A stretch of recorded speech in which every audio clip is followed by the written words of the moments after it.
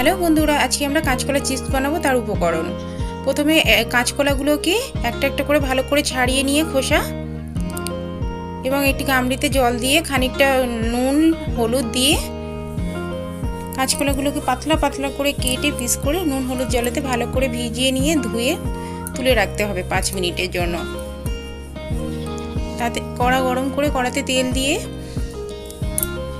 কাঁচকলা চিপসগুলো, ধুয়ে রাখা কাঁচকলা চিপসগুলো একটা একটা করে ভালো করে লাল লাল করে ভেজে নিতে হবে।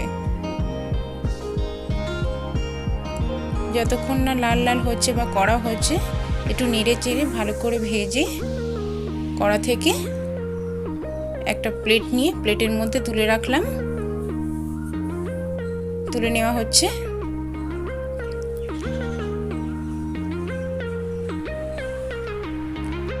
লঙ্কার গুঁড়ো, গোলমরিচের গুঁড়ো দিয়ে তৈরি কাঁচকলা চিপস।